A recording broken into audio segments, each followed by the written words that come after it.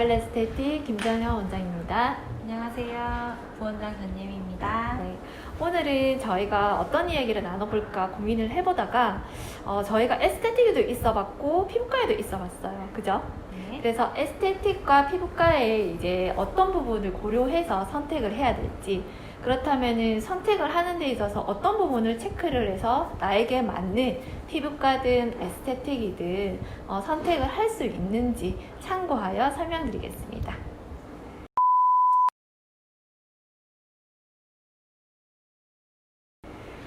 우리 원장님이 예전에 저랑 이제 에스테틱과 그다음 피부과에서부터 굉장히 오랜 이제 근무를 같이 해왔잖아요. 맞아요. 맞죠? 그래서 피부과와 에스테틱의 장점에 대해서 이제 장단점을 우리가 워낙 잘 알고 있어요. 그렇다면 그 차이점에 대해서 어떻게 이제 조금 고객님들한테 말씀을 드릴 수 있을까요? 피부과 같은 경우에는 그 시술 가격이 예전보다 굉장히 많이 내려가 있어요. 그래서 좀 많은 분들이 이제 이벤트를 보고 많이 가시는 경우가 있으시더라고요. 맞아요. 보통 피부과 같은 경우는 이제 레이저 시술이 조금 집중적으로 되어 있기 때문에 이후 훅케어 관리는 저는 조금 부족하다고 생각을 많이 했었고요. 거의 이제 진정 위주로만 맞아요. 들어간다라고 보시면 될 것 같아요. 그리고 에스테틱 같은 경우에는 이제 조금 저희가 좋은 제품을 가지고 고객님과의 어떤 이제 마찰 소통을 통해서 고객님께 이제 매뉴얼 테크닉으로 뭐 심신 안정이라든지 힐링을 되도록 해주는 그런 곳인 것 같아요. 그리고 거기에다가 이제 우리가 피부에 직접적으로 쓸 수 있는 화장품들 있죠. 제품들이 굉장히 많은 제품들이 있어요. 에스테틱에서는 국산에서 수입 브랜드까지. 거기에서 이제 어떤 제품들을 어떤 원장님들이 어떻게 활용을 하고 계시는지도 굉장히 조금 그 피부 에스테틱을 선택하는 데 있어서 중요한 포인트인 것 같아요. 정리를 해봐드리면 좋은 제품과 그 다음에 몸과 마음이 충분히 힐링될 수 있는 매뉴얼 테크닉으로 해서 내 피부에 우리가 흔히 그냥 이 표현을 쓰면 안 되지만 마사지를 받을 수 있는 곳이라고도 말씀을 드릴 수가 있고요. 그다음에 좋은 제품도 당연한 거지만 요즘에는 또 하나가 에스테틱에서도 기기가 굉장히 업그레이드가 많이 잘 되어 있어요. 피부과에서 쓸 수 있는 뭐 초음파 레이저라든지 그 다음에 리프팅이죠. 그 다음에 우리가 쉽게 말해서 모공을 조금 쪼아줄 수 있는 그런 것들을 시술을 좀 접할 수 있는 것들이 이제 에스테틱에서도 많이 나오고 있다는 거. 그런 게 조금 차이가 있고, 물론 에너지 파장대는 조금 차이가 나죠. 아무래도 피부과가 조금 에너지가 조금 더 강하다고 보시면 될 것 같아요. 그리고 이제 피부과 같은 경우에는 시술에 위주로 해서 집중이 되어 있다 보니 아무래도 후 관리가 조금은 부족하다는 느낌을 조금 받을 수가 있어요. 모든 레이저 관리라든지 이런 부분이 열 관리로 해서 들어가다 보니까 열을 조금 떨어뜨려주는, 그러니까 진정을 조금 시킬 수 있는 관리가 한계가 있다라고 보시면 될 것 같아요. 에스테틱을 선택을 할 때 어떤 부분을 참고해서 선택을 하면 고객님들한테 조금 도움이 될까요? 저 같은 경우는 내가 자주 갈 수 있는 위치였으면 좋겠고요. 그리고 그 에스테틱 샵 안에서 어떤 제품을 쓰는지 그 제품의 어떤 대중화도 조금 고려해 볼 것 같아요. 그리고 나를 관리해주는 관리사분과의 궁합도 굉장히 중요할 것 같아요. 맞아요. 실질적으로 제품하고 막 이런 것들이 다 좋기는 한데 서로가 이제 불편한 궁합이 되어버리게 되면 받으시는 분도 아무리 좋은 제품을 쓰더라도 마음이 불편하기 때문에 그거는 에스테틱뿐만 아니라 피부과도 포함되는 것 같아요. 그죠? 맞아요. 그렇게 되고 그 다음에 상담을 저 같은 경우에는 한 두세 곳 정도 받아보시고 선택하라고 말씀을 드리고 충분하게 서치를 해서 정보를 최대한 많이 비교를 해보고 내가 선택했으면 좋겠다라고 말씀을 많이 드리기도 해요. 그렇게 하고 그 다음에 또 저는 제일 또 중요한 부분이 제가 집착하는 부분이기는 한데 청결, 청소를 얼마나 잘 하는지, 그 다음에 보이지 않는 곳까지도 세심하게 다 청소를 하는지, 그런 것들이 조금 제일 중요할 것 같아요. 그 부분이 예를 들어서 음식점에 가면 우리가 화장실을 보잖아요. 화장실을 보면 그 음식점 식당을 안다라고 볼 수가 있고, 에스테틱도 그거는 빠질 수 없는 부분인 것 같고요.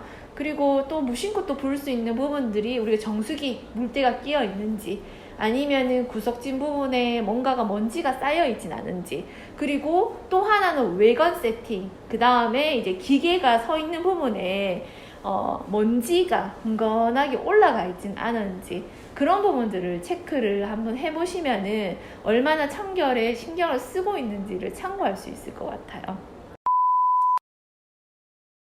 피부과를 선택할 때 고려할 사항은 어떤 것들이 있을까요? 충분하게 그 상담이 이루어졌는지 조금 고려를 해봐야 될 것 같아요. 예를 들어 그 프로그램이 나와 맞지 않는 프로그램인데 그 프로그램 자체의 어떤 이제 상품을 판매하는 것인지, 그리고 또 그 프로그램을 나한테 적용을 했을 때 부작용은 없는지, 뭐 이런 내용들을 조금 고려를 해봐야 될 것 같아요.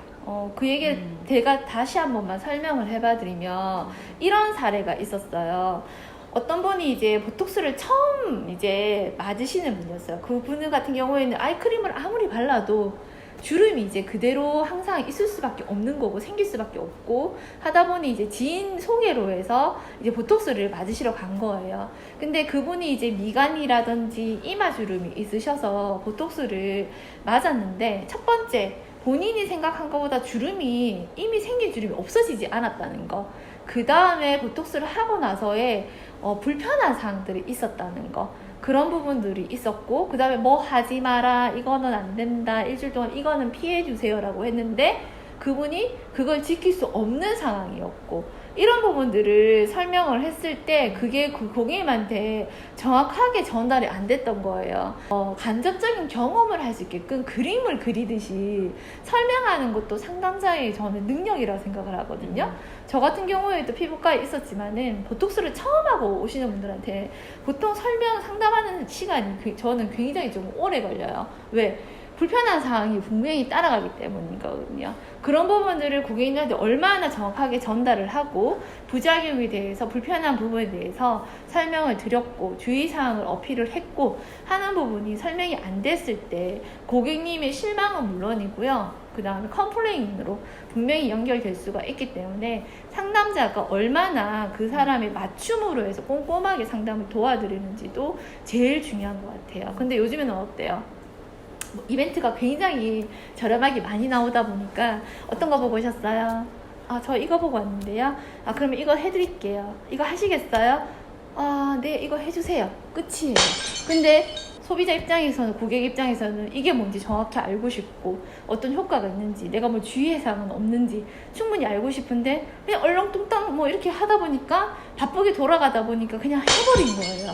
그렇게 됐을 때 너무 안타깝더라고. 제 아는 지인들이 그런 얘기를 조금 할 때 조금 솔직히 속상한 마음도 조금 있었어요. 왜냐면 저도 피부과에 근무를 했기 때문에.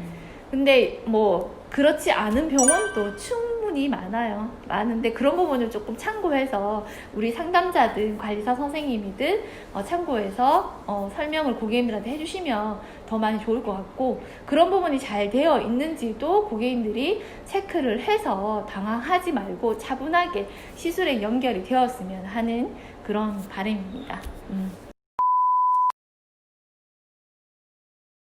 그 다음에 우리가 에스테틱과 피부과를 같이 병행하는 분들도 꽤 많으시잖아요. 그럴 경우에는 고객님들한테 어떻게 말씀을 드리세요? 저 같은 경우는 그 레이저를 받고 나서 불편한 부분이 없으셨는지 첫 번째 먼저 물어보거든요. 그러면 아무래도 이제 열이 피부 속으로 들어가는 관리다 보니까 피부의 어떤 예민 좀 측정이 빨리 되더라고요. 빨리 붉어지거나 빨리 조금 붓기도 빨리 안 가라앉거나 이런 일들이 많이 생겨서, 그 같은 경우는 후처리가 가장 중요하기 때문에 오셔가지고 후처리를 꼭 받으시라고 얘기 드리는 편이에요. 저희는 에스테틱인데 저희가 피부과에서 근무했었던 그 느낌을 그대로 해서 충분히 경험을 했기 때문에 고객님한테 그렇게 설명을 드릴 수가 있고, 그 다음에 좋은 제품들과 스마트한 기계로 해서 고객님들의 피부를 갖고 가고 있습니다. 자, 그러면 우리 라벨르에 오시는 분들 같은 경우에는 저희 관리실에 오셨을 때 저희는 어떻게 이제 회원님으로 이제 모시게 되는 걸까요? 저희 라벨르는 이제 젊은 층의 고객분들이 많으셔서 그때그때 매일매일의 어떤 피부 컨디션이 다르거든요. 그래서 그 컨디션 다른 만큼 그 피부에 맞게끔 관리와 제품이 들어가고 있습니다. 맞아요. 일주일 동안의 스케줄이 어떻게 될 건지도 참고를 해야 되는 부분이고, 일주일 전에도 내가 어떻게 이제 생활을 했는지도 참고를 해야 되는 부분이라는 거죠. 그게 이제 잘 정보가 저희가 취합을 했을 때 오늘의 프로그램이 설정이 들어가는 거고요. 뭐 예를 들어서 수분관리 10회, 뭐 여드름관리 10회, 막연하게 저희는 그렇게 되진 않아요. 모든 프로그램이 보습, 그 다음에 여드름, 뭐 예를 들어서 화이트닝, 그 다음에 탄력, 뭐 이런 쪽으로 해서 4가지로 크게 나누어진다면 거기에 따라서도 굉장히 세분화로 나누어져 있다라고 보시면 되고요. 역시 마찬가지 피부 관리실이라 하더라도 요즘에는 워낙 이제 기기라든지 제품이 다양하게 다 경험을 할 수가 있기 때문에 거기에 맞춰서 들어갈 수가 있어서 고객님들이 오히려 제 맞춤의 현실에 있어서는 정말 최고인 것 같다라고 얘기를 하고, 일단 제 피부를 보고 프로그램을 설정을 해주기 때문에 신뢰감은 굉장히 많이 크다라고 하시거든요. 그랬을 때 이제 고객님들도 제품이라든지 이런 거 다양하게 또 프로그램을 받으실 수가 있어서 뭐 석 달을 오시든 6개월을 오셔도요, 매번 다르게 경험을 한다는 게 최고의 장점인 것 같아요. 오늘은 이렇게 피부과를 선택을 할 때, 에스테틱을 선택을 할 때 어떤 부분들을 내가 고려해서 선택을 할지에 대해서 설명을 간단히 한번 얘기를 나눠 드려봤고요. 그 다음에 에스테틱과 피부과의 차이점도 구체적이진 않지만 크게 나누어서 설명을 드려봤고요. 다음 이 시간에는 또 다른 소재로 해서 여러분들에게 좋은 정보를 줄 수 있도록 또 찾아뵙겠습니다. 조만간 또 찾아뵐게요. 코로나 때문에 저희 실장님이 저희가 웃는 모습이 그나마 조금 봐줄만 하다고 하는데 마스크 때문에 웃는 모습이 반이 가려져서 죄송하네요. 가까이서 얘기를 하다 보니 마스크를 쓸 수밖에 없어요. 죄송합니다. 조만간 빠른 시일 내로 건강한 모습으로 또 찾아뵙겠습니다. 감사합니다.